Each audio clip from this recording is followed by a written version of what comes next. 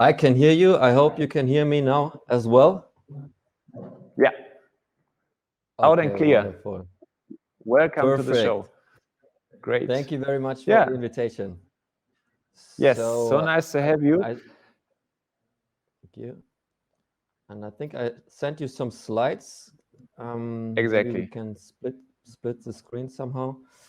And unfortunately, yes, exactly. I was too stupid to split my screen myself, so I will need to do some stupid snap moves or something to signal your colleagues that they have to push the next slide or start the animations in my slides. So my deep apologies for this. No, but I think it's not on your side. It might be that at some systems it might be blocked out, the screen share mode. It might be Mac does it, so there's a way to like go around with it. But Windows, we have not figured out how to do it. You are the first one with the problem, but when you don't have a share button, you cannot do it. So it might be something, but we will figure it out later. But so far, exactly, just give me a sign, then I will go on with your with the presentation and show you the next slide. Perfect. I'm pretty sure this is because I'm ranting against AI, so AI is watching us. That's it. Okay. Exactly. So my talk will be AI will always be unethical. So it sounds a bit pessimist, but you will see later. And what I would like to talk about is the challenges of ethical AI that we are facing right now, the approaches that are taken to counter this problem, and some attempt to give some personal recommendations on how one should approach this problem or the way I would do it. So next slide, please. Yes. Okay, so as you've seen, maybe you realized in the last years there was a great increase in the mention of ethics in AI. There was this picture shows the Google search results developing from 2013 until 2018, and there's a huge increase because of a lot of things, horrible things that happened where AI was involved. I won't say it was AI's fault, but it was involved somehow. So next, please. So for example, one very, very famous example of where AI was misbehaving is this Amazon recruiting algorithm, which preferred women over men for technical jobs. And this went through the media. Next, please. And for example, maybe you heard that China, with its social credit system, actually banned people from using the public transportation, like millions of people. Next, please. I have a lot of slides. I have to warn you. I'm sorry for this. Maybe you heard that AI is taking over the debate about the corona restrictions. Half of the Twitter accounts that are asking to reopen USA are assumed that they might be chatbots that are powered by AI. Next, please.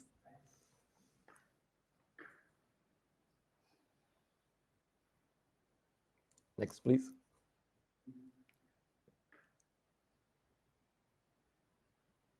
Can you still see me? Hear me? Mm-hmm. But because problem is my picture is frozen right now. I see. Okay, maybe it will. Let's say, I think you realize this is the part AI does not want to hear. Yeah, definitely. Yeah, so I hope it will like defreeze soon. So maybe.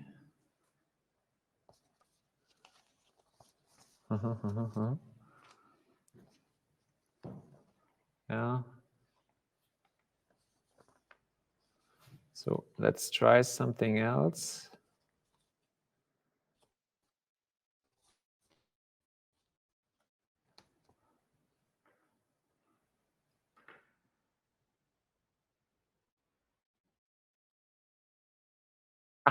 Now he's gone. Seemed to be a connection problem.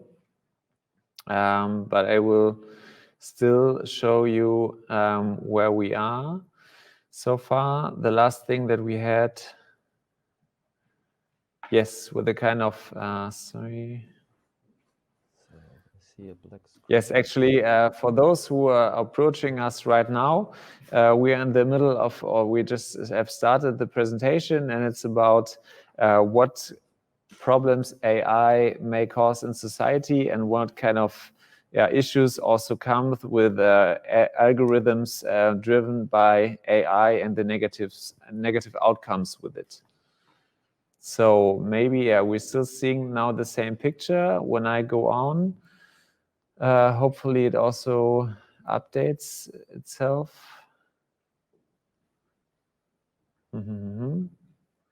So I see you again, but actually the slides are not updating themselves anymore.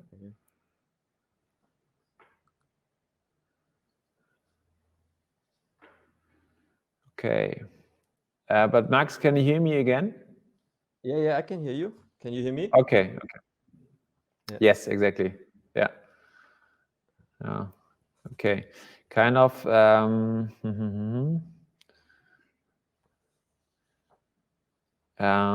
Yeah. So the question is, like, would you try then go on to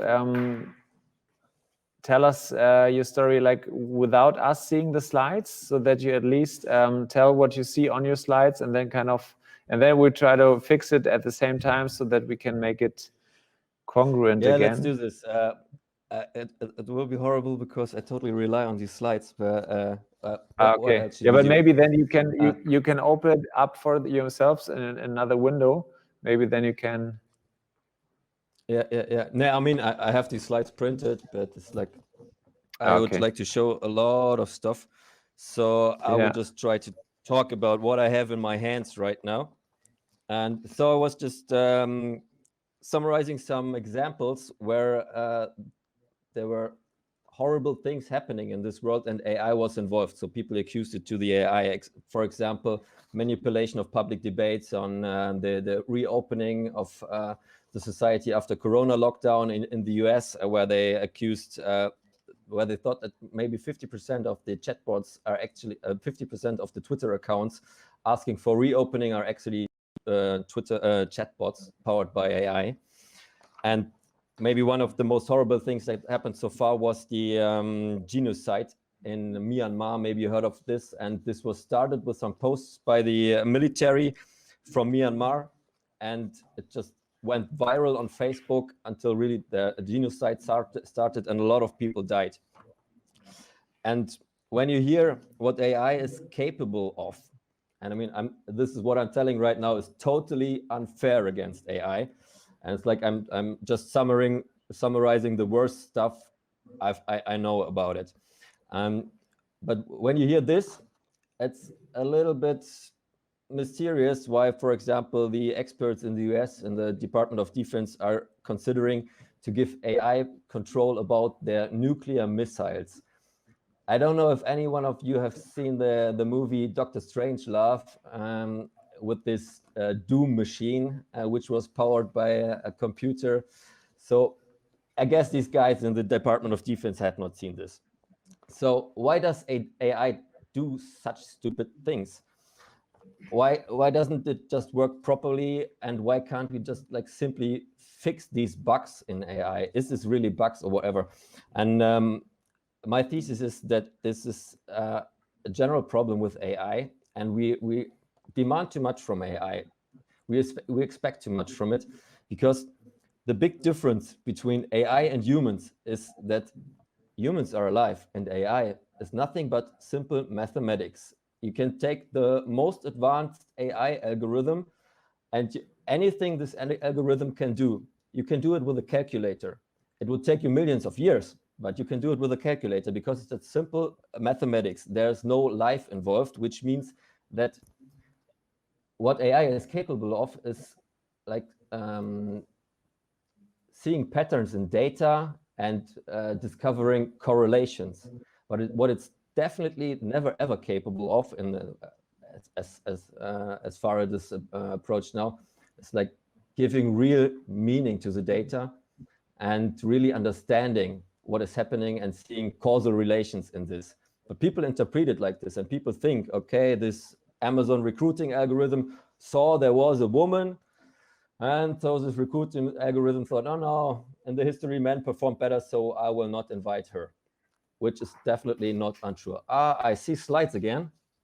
Experts want to give control. So right now I'm on the slide, so like 2 slides further, if possible. Further.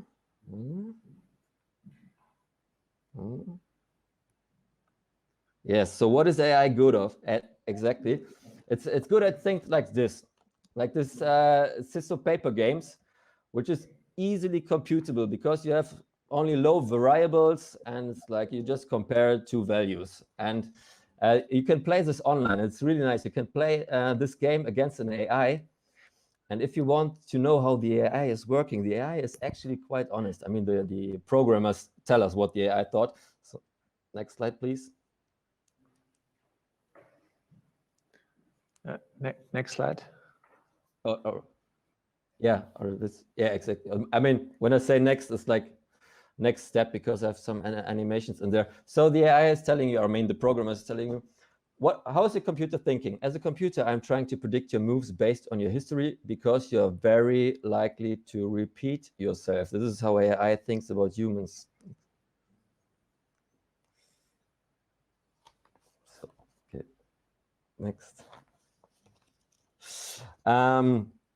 So, but AI is very, very bad when it comes to, when it has to leave the area of numbers and comes to reality. And I'm curious whether this video will start right now, because there was one post on my Facebook page which was not banned, but like restricted due to the algorithm saying this is explicit. And I would like to, I mean, it's already after 5 p.m. But I think we're ready for some explicit content which is not safe for work. So I hope you could start this video now. No, it doesn't work. Doesn't matter. Okay, so maybe I can put it in the like deliver it later or something. There was a nice video. No, I think it doesn't work. So the AI thought there was something naked, and actually it was a video of a rat taking a shower and soaping itself, which is by itself. Okay, I would not have expected to see something like this. So I would not have expected an AI to really grasp what it's seeing. Okay, so how does an AI see the world? So here you see 3 pictures which were reverse engineered to trick an AI image recognition algorithm. And these pictures were designed to create a certain image artificially in this AI. And when you click the next slide, you see what the AI sees in those patterns. It sees a pedal, it sees a soccer ball in this, and here it sees an assault rifle. So next. Imagine you're walking down the streets and you're really proud of your new skirt. It looks so beautiful. You look really impressive. And suddenly you look at the sky and then you see a drone circling, seeing you with this rifle.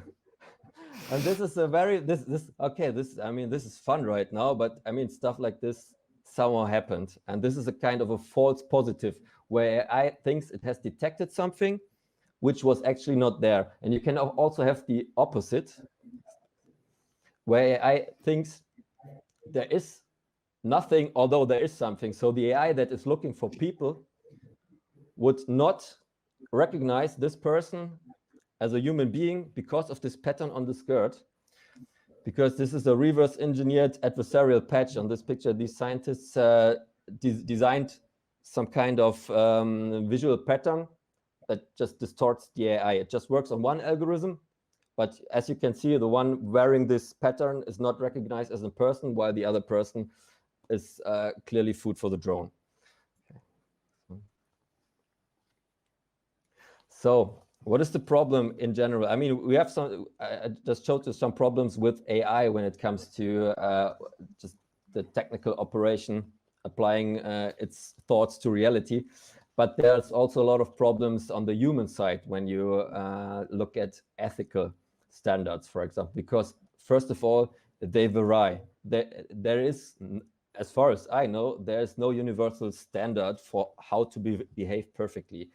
So you could have imagined, this is Jeff Bezos, 1999, in his office, his Amazon office, and you could have imagined him saying something like this. Oh, I cannot talk. There might be bugging devices in my office, because back then it was, you could not imagine having something like with a microphone in your home. And maybe today he would be saying something like this: hey, bug, order toilet paper for me. Because today it's totally normal that you have a device in your home that listens to everything. So it's just the ethical standards are right. And they vary not just from time to time, but also from place to place. If you see this, because of the privacy concerns, there were huge demonstrations in Berlin, and when Google wanted to open their headquarters there, and they said, "Yo, fuck off, Google, with the way you treat people. It's unbelievable. No ways that you come into a neighborhood." But if you look to China, for example,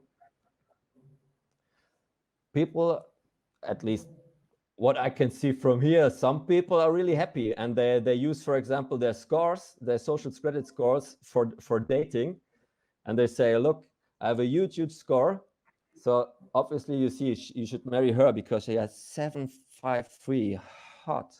All right. If you're deeper interested in how these standards vary within cultural areas, there's this moral machine experiment, which I can highly recommend. Maybe you heard this. Maybe you heard of the trolley problem, where you have to imagine you're driving a vehicle and you need to choose between two people that you will kill. And they will ask you, would you prefer to kill an old person over a child? Would you prefer to kill a woman over a man, and so on? And they're running this for several years now, so you can see they have this summary of how all the world reacts, and you can see the differences within these countries, which of course makes it difficult for global companies to create global ethical standards. Next, please. So bias is a huge topic in ethical AI. As you heard, as I started with these Amazon recruiting algorithms, they said this algorithm is clearly biased against women, although there was no notion of gender within this algorithm. But the problem with bias is we think, oh, okay, bias is a problem, like a technical bug, so we need to fix it. We need to make people aware, or maybe we just need to have some smart AI program that cares for our bias and just corrects it somehow. But this is a little experiment. I would call it the latent racism test. How many light brown balls can you see?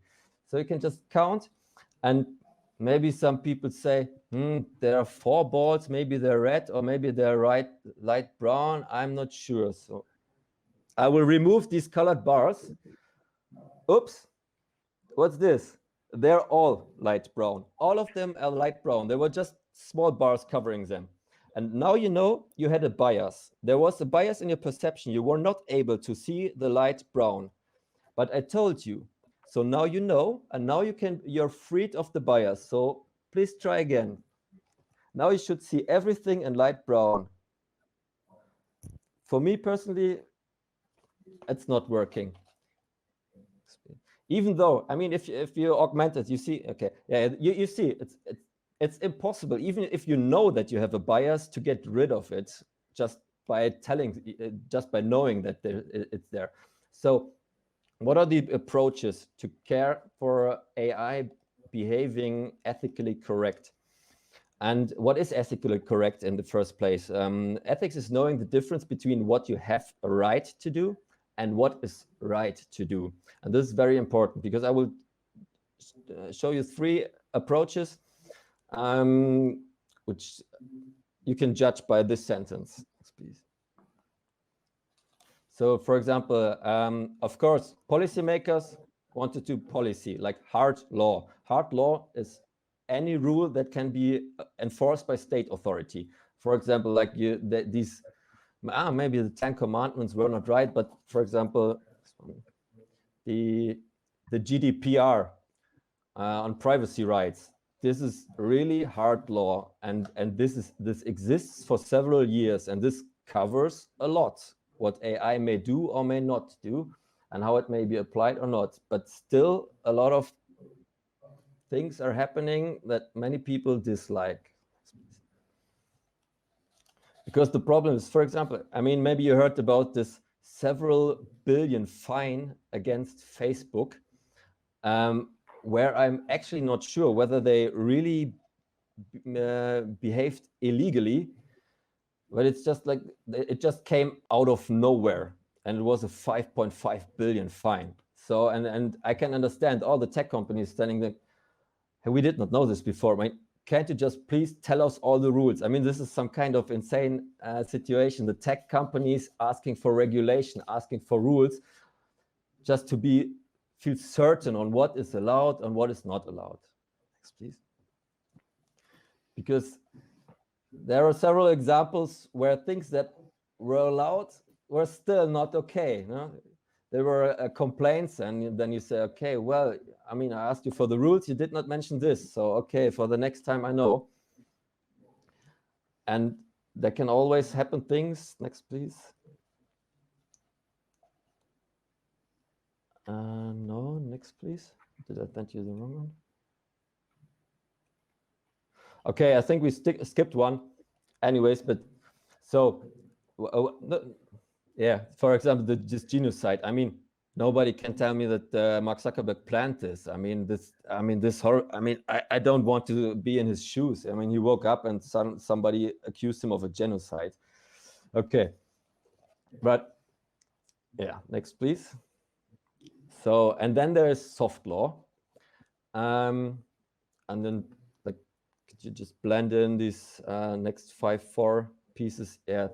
Soft law is anything which is not enforced by law, but which is like a voluntary explanation by these companies themselves, or by that can be either produced by companies themselves or recommended to use. These are principles like AI should be fair, responsible, accountable, and transparent and robust, and so on. And the way you see me repeating this is like, you can check them, they're all the same. And next slide, please.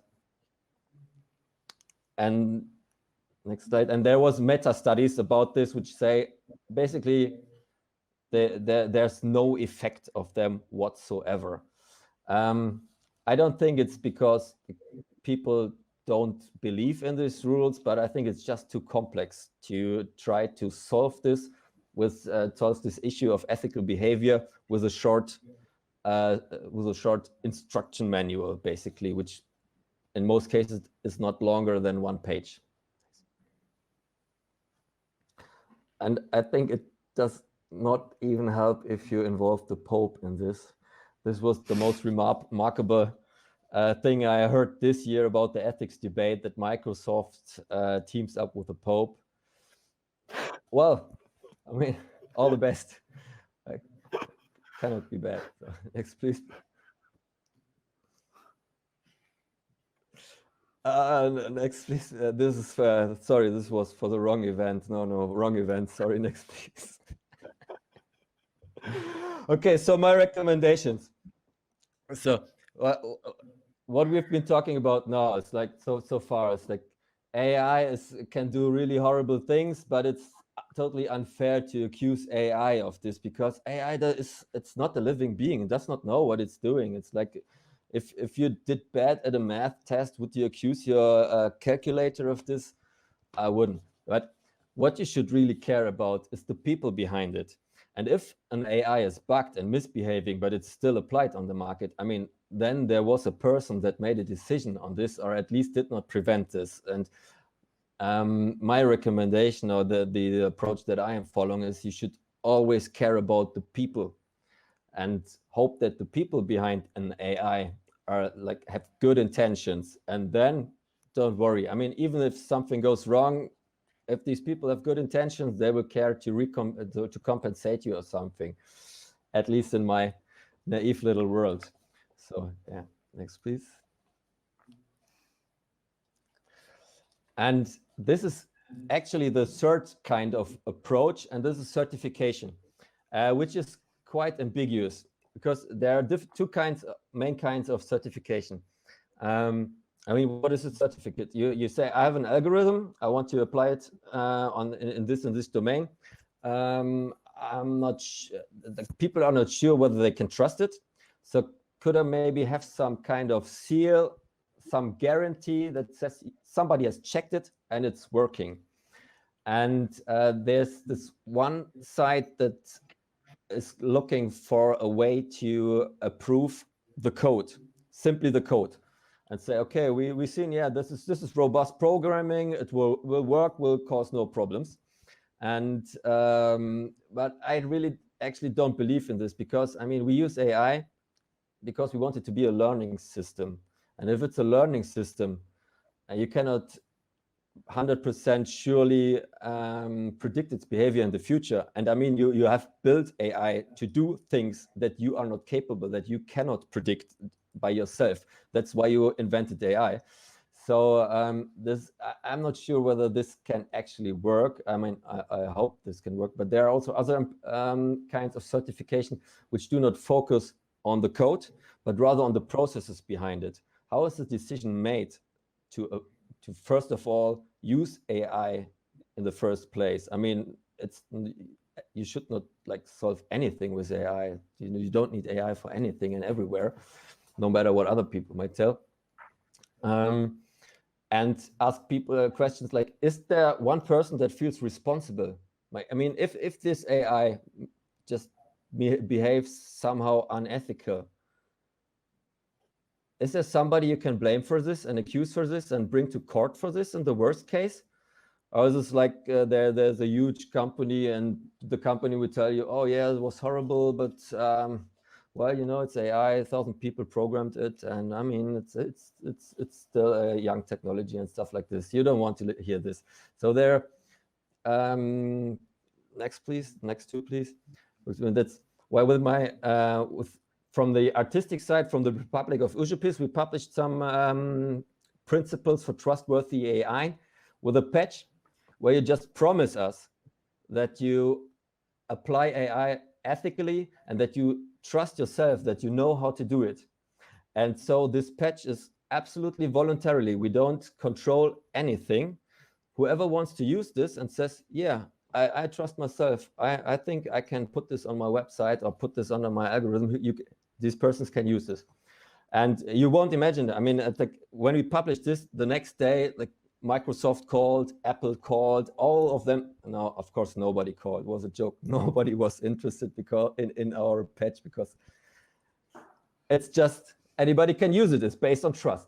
But one thing I can really recommend is also, I mean, it's also good. I still believe in them. But one thing that is actually very, very popular at the moment, I can deeply recommend the talk by Carla Hustedt talking about the algo rules from Bertelsmann Stiftung within the next week. If you want to know more about how to certify these processes. So another approach. So we had this this recommendation of using this certification, which just ask the people that are working on AI, are you sure you can handle the responsibility? Another thing on how to make AI ethical is we had a lot of we started with this example of the Amazon recruiting algorithm, and people said, yeah, I mean, it's not the fault of the AI. I mean, it was just the data behind it. And if you look at Amazon's past, well, for whatever reason, for whatever unfair reason, men had the chance to behave, to perform better and take steeper careers and stuff like this at Amazon. And this is what the AI looks at. I mean, if you see this picture, I think for myself, AI is a magnifying mirror for human behavior. It just observes humanity. It looks how we choose our food, how we choose our partners, how we treat the nature. And it tries to find patterns within this training data, reinforces these and scales them globally, because it thinks, okay, yeah, now I've seen some people, I understood them. Okay. And this is a totally, as far as I can see, maybe it's just a stupid idea, but I've so far seen nobody working on the side of the data sets in the first place, which are the basis for any AI that can be trained. And I mean, how are these data sets built?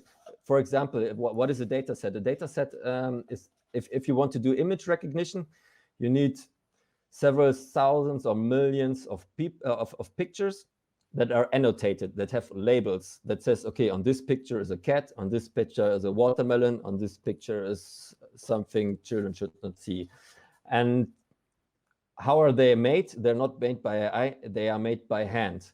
In most places, somewhere in the global south, there are a lot of companies in Africa working on this, where with huge sweatshops, a lot of people working on this. And these are labeling the pictures. These guys are labeling the pictures. And imagine these people in Africa labeling an AI data set, which is later used or misused to discriminate against people of color. And this is just an absurd situation somewhere. So I heard of, next please. So I heard of this project of Pas. This is a Congolese hackers group. They're just fighting back. This is a kind of secret label workers union, a workers union within these label workers. And whenever there's a new project, they check out what is the project used for, and if it's potentially used or could potentially discriminate against people, they will develop ad hoc strategies on how to counter this.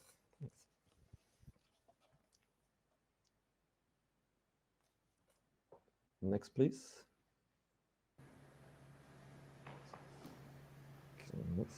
Because if you have pictures like this, you are free to apply whatever label you want to. So you can say, okay, I see a manager over there. I mean, you're sitting there at your PC and you're labeling these pictures, and you're totally free to put in whatever you want. You have certain labels, but you can choose where you apply them.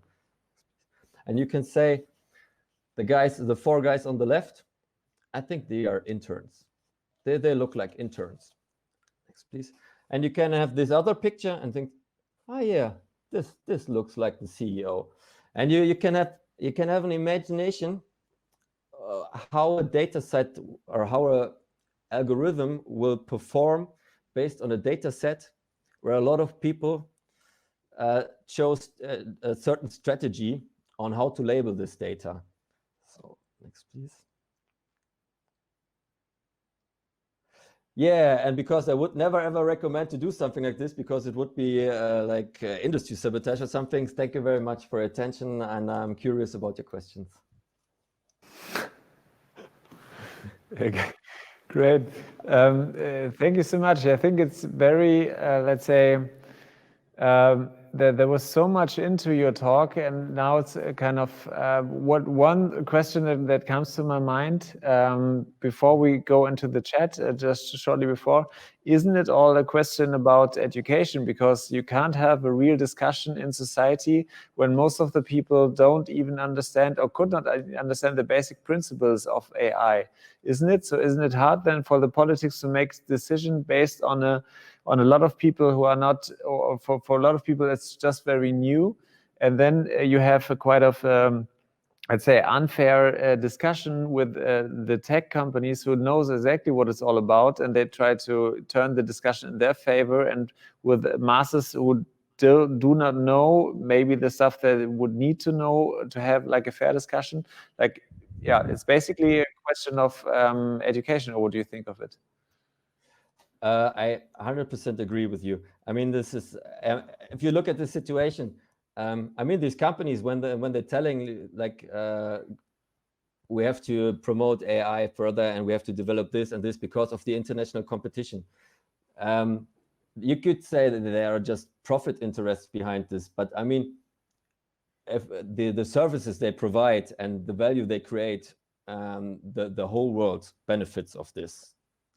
I mean, I have these negative examples I showed you, but I think overall there's a surplus of benefit, and definitely you need to educate people so that they're able to debate and just fully understand what is going on and what behavior, where they are approaching AI and so on. But I think they should also like be some kind of right for people that say, no, wait, I have no idea about AI and I don't like it and I don't want it. So it's like, it should not be the condition to be educated about AI to express your opinion about AI. So if people just realize this is something I suffer from, then they don't want it, and then this is something I should respect. Yeah, it's also a good point. So we're running, unfortunately, a bit out of time, but we still have 2 questions we try to squeeze into the last minutes. Yes, please. We hear it now from the back, from Kim. Okay, here's the first question. What do you think about the ethic guidelines for algorithm presented by the German Data Ethic Commission? Well, I think in the first place, I mean, I guess you're talking about this 200-page document with these 7 steps of risk assessment for algorithms, where you say, okay, the highest step, which is lethal autonomous weapons like killer drones, they should be banned.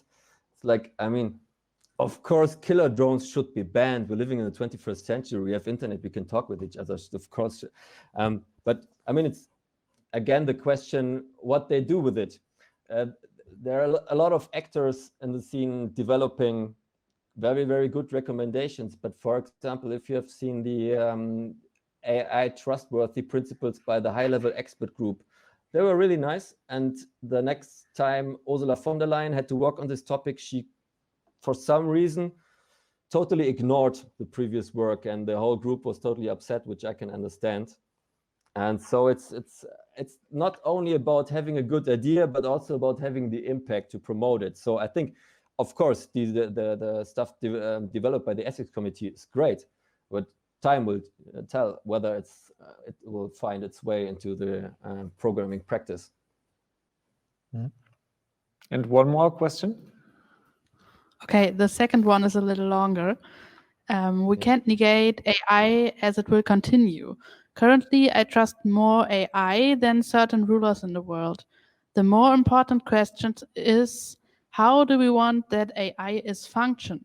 Why do you think that AI can't have ethics as it is the human which could develop the rules?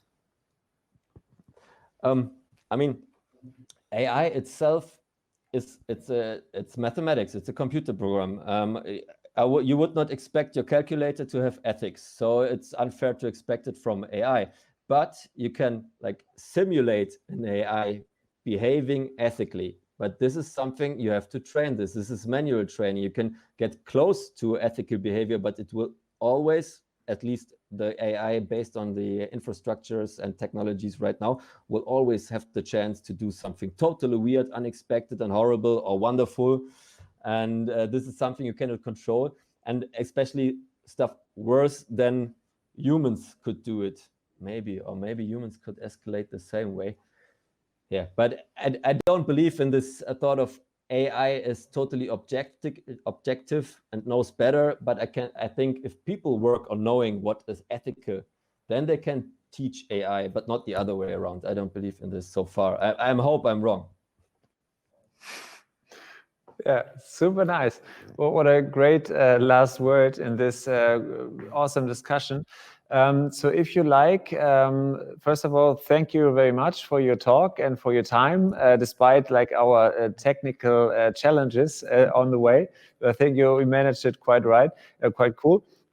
If you stay tuned, in 10 minutes, we will have a first kind of roundup from the first day of hackathon that we started this morning at 9 a.m. It'll also be about AI and like, let's say, the potential powers to solve like challenges that we're facing right now. So Max, if you like, please stay with us and maybe, have like a little bit of an optimistic, let's say, also, like, I think the talk already was quite balanced, and we try to now also in the end have a little bit of optimistic focus on it. And it's really a great discussion. We will, all the sessions we have taped for you, so you can also join it later. Would be nice also if you could, you have already shared your slides, so we'll also put it in the chat for the people who would like to have the whole presentation later on. Thanks again for being on the show today, and would be great to see you again soon, virtually or differently.